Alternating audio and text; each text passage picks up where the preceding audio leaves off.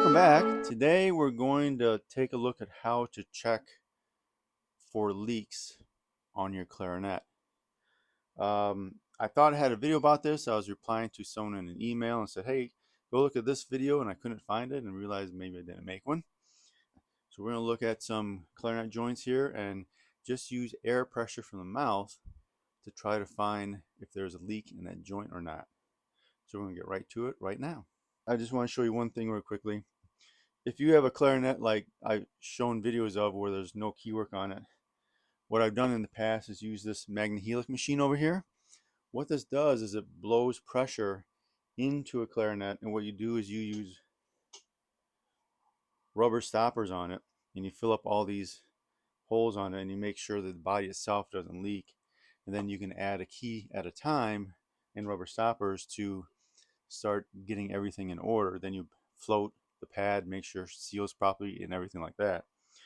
What we have here though is, of course, your clarinet is already all built and everything, and you want to try to find if there's a pad leak in it. We're going to use ourselves and our own breath in replacement of a Magna machine to simulate that. Now, if you've never done it before, it may not work, or you may have to do it many times. Start listening and feeling for that pressure in your mouth, and listen carefully for any air leaks as you blow into it. So as an example, this is a B12 upper joint.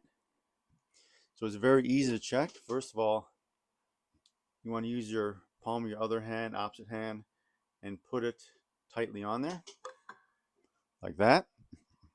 And let's get a little bit closer here. Then from here, we just close up all the open holes, of course, and don't hit any other keys. Palm right here, kind of blow into it.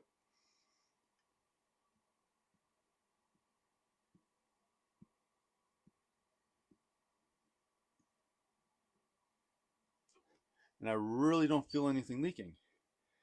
Now to test that, what you could do is slightly lift your finger, any finger really. We're going to use this one.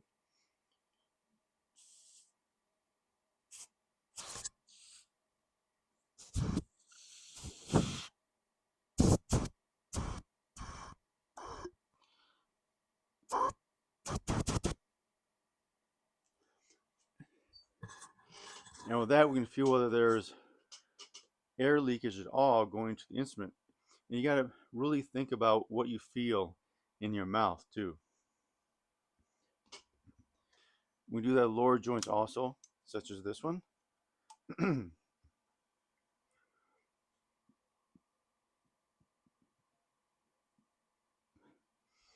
I don't feel any pressure there. I'm going to open up the B key here so we can hear it.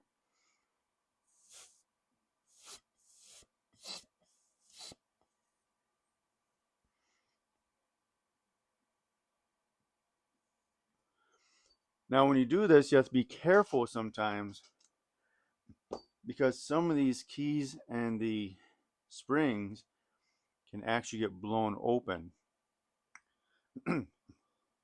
That's one area where, if you're playing really fortissimo, you can actually usually blow open, the G sharp A flat key. Sometimes that spring isn't very high tension. You can actually blow that key open.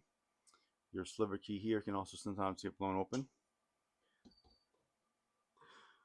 On the lower joint, your E flat key here, sometimes, because it's a buffet style, many times that spring tension in there isn't very good, and you can actually blow open this key too when you're playing, like, say, a D or something like that. That key can actually get blown open fairly easily sometimes,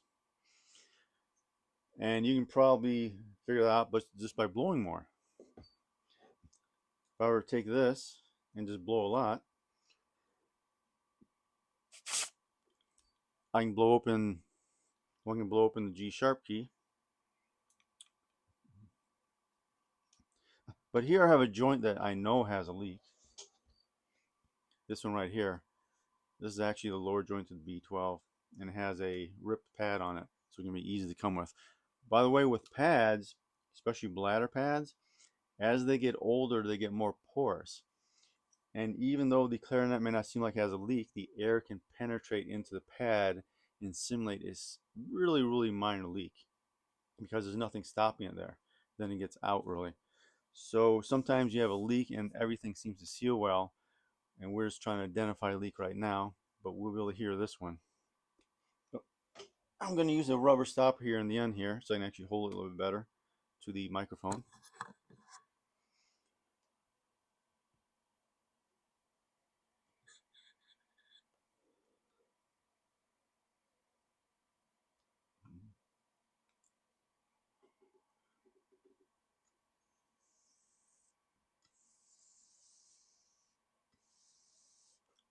I don't know if you could hear that. There's a very slight going on as I blow in there. And as this key right here, if we take a close look at it, you can see how that pad is ripped right there. So I know there's a leak there just by looking at it, but we can also hear it and feel it as we play it, the instrument. So I can feel when I blow into it, it's just not stopping. It's like I can blow more into it and it accepts it, and I can also hear a slight leak too. So two things is blowing, you can feel it slightly, versus using the other joint, rubber stopper in the end, make it easier.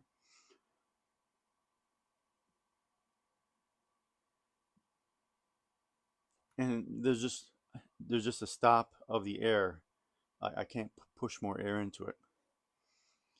So I know the upper joint's good.